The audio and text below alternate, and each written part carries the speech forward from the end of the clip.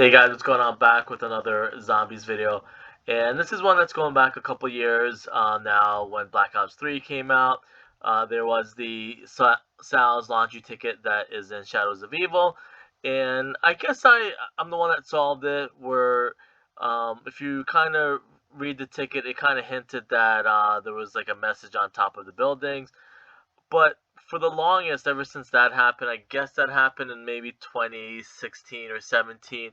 Because about then, a little bit after Black Ops 3 came out, I got a little bit more invested in trying to solve Easter eggs, trying to come up with an understanding what stuff meant. And that's how I kind of studied the laundry ticket, and I figured out that it meant that you had to kind of somehow no clip or glitch out of the map. I don't know yet if there was a true way to solve it as far as like a true way to see the Easter egg. But what also bugged me back then for the longest, and it's literally been what 3, 4 years now, maybe.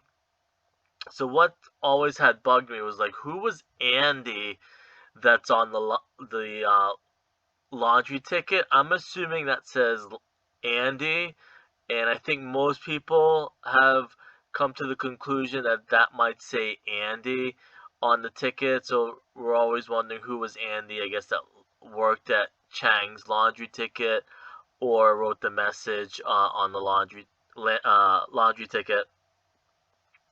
Again, November 6th is when the game came out. It could be referencing to Nova 6, and there might actually be other ciphers in here that we just didn't know at the time, kind of like this one. The due on pickup, was again hinting at top of the building, but the 2000 is circled, or the $20. That might be something that still has yet to be solved.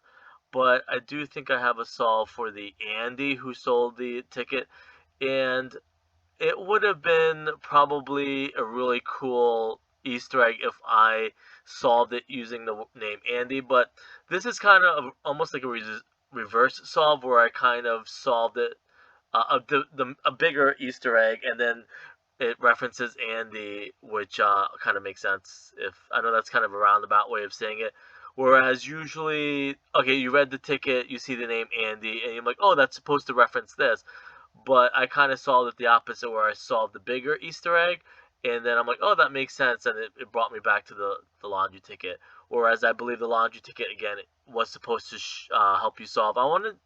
I don't want to call it the impossible Easter egg because there are multiple impossible Easter eggs on Shadows of Evil in Black Ops 3, and I kind of define the word impossible Easter egg as kind of like an outside of the game Easter egg, or not. And Jason Blundell said the same thing. It's not one that you can activate or press a button and it does an Easter egg. There's no steps that you can data mine. That's why he calls it impossible Easter eggs, because he knows that it might be impossible for people to figure out what it means or kind of piece together. Whereas the activation Easter eggs, they just data mine the steps and hack the game and stuff like that. So he kind of learned, he said the hard way, to not put big Easter eggs, or you're able to data mine it. So, with all that being said, who was the person Andy? What is it referencing? So, some people, this might blow your mind, and it might be old news to some people, which I don't think so, or it might be new news to some people. If you don't know, Shadows of Evil, amongst a lot of other things, was based off of Bioshock um, and Rapture City. Rapture City is a town that, or city that is underwater, like Shadows of Evil. And if you can see here, kind of like in Shadows of Evil, Footlight District had the Footlight Theater, referencing the Footlight Theater from Bioshock. And there's a lot. I'm not going to go too much into the whole Bioshock lore, background, solve. This is more just about the name Andy, just to kind of make it quick and easy for everybody. But again, Bioshock, it's about an underwater city similar to kind of Atlantis. Um, also built in, I think, in the 1920s era, or Art Deco. Some of the devs called it. Again, here's a bigger picture, or more zoomed out picture of, I guess it might have been concept art, but it does look like the game uses it also, but it's just that you're inside of the buildings most of the game, so it's hard to kind of see something like this. So I don't know how this was taken. Um, but again, Footlight Theater, it's on the water. You see seaweed, the green kind of maybe Caribbean type water, which it actually takes place, I think, close to New York City, or it's based off of New York City, kind of in the North Atlantic, underwater. There's actually exact GPS locations, which, like, again, this isn't so much about the um, solve of the Bioshock reference, or what people might call it, like a spiritual successor to Bioshock. Um, Not so much like a prequel or sequel. It's more like a Shadows of Evil was a spiritual successor. It took a lot of inspiration from Bioshock, and it kind of expanded on some stuff from Bioshock, and vice versa. If you play Bioshock, you're gonna see it's a lot of Shadows of Evil stuff. That if you love Shadows of Evil, you would want to play Bioshock to get a bigger, more feel for the environment, or experience of that environment and era and underwater um, city theme. Again, here something from Bioshock really quickly. Um, this, I guess, is what the inspiration was for the Gobblegums. Each Gobblegum gave you a special perk and stuff like that. Kind of the same thing, um, or a quick little. I don't want to say perk, because then that clashes with an actual perk and perk machines and stuff like that. Gives you an extra boost, I guess, is what you can say. And you can kind of tell now this is what they got the idea of the Gobblegums from. So the person that it's referencing on the laundry ticket, Andy, is Andrew Ryan. He's the one who created the city called Rapture City. And I'm not clicking on any of these because it's just going to get too drawn out. Again, I tell people, just kind of take the information, take an hour or two and go research it yourself. Maybe even play the game, or look at some videos if you want to kind of get an idea of what Bioshock is about, and maybe um, how it kind of expands, even though it's way before Shadows of Evil. But think of, as they always say, think of time as like flowing in different directions. Even though chronologically Bioshock came first, then Shadows of Evil came like a decade later. You can kind of jump back and forth, and you can see how, like, if you didn't know the difference, you can see how, like, um, Shadows of Evil, because it's one DLC, one quick map, that it could be expanded on if you played Bioshock, and like I said, vice versa. So again, Andrew Ryan is a fictional character in Bioshock, developed by Irrational Games. He serves as the primary antagonist of the first half of the game. Um, and it just kind of says the same thing on a couple of these. That is, some of these are like real people, but one is a comedian. But the one that obviously that I'm referencing is I could have cropped this, but I don't really want it to crop it. So next thing, again, something else from Google that I just kind of searched. You'll see Andrew Ryan is the first one. Big Daddy kind of, or what the Panzers are kind of loosely based off of, and even in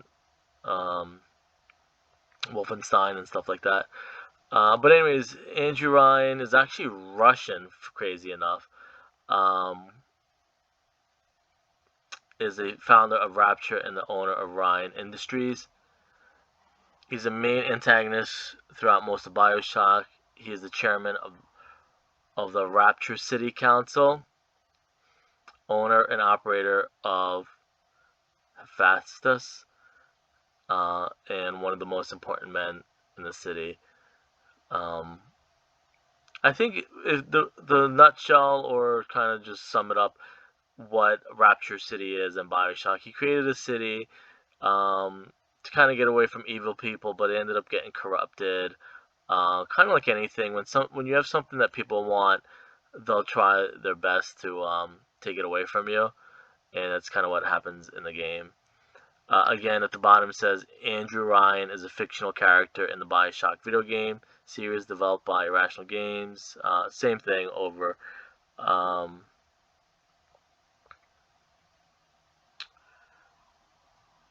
Let me just say, Andrew Ryan was originally born Andrei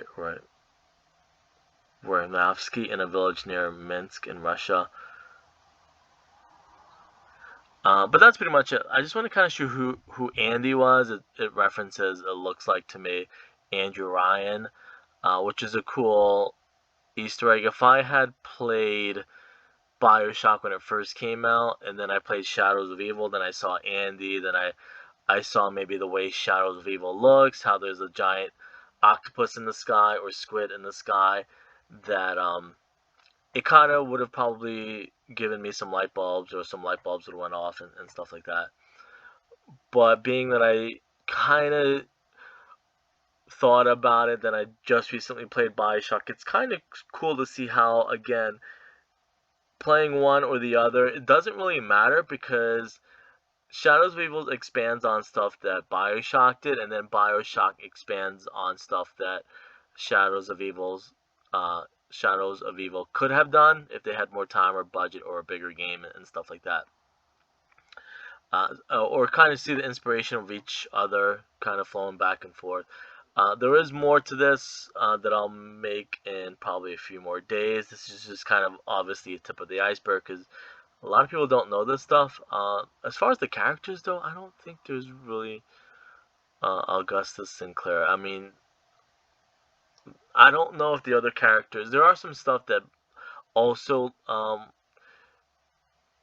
Treyarch used for further stuff, but I won't get into that for this. I'm just kind of show you who maybe Andy was a reference to on the laundry ticket. I keep mixing up the word laundry and Sal. I think I want to say Sal's laundry ticket, or Chang's laundry ticket, and I keep mixing up the names. Anyways, I'll leave it at that. Let me know what you guys think. I'll see you later.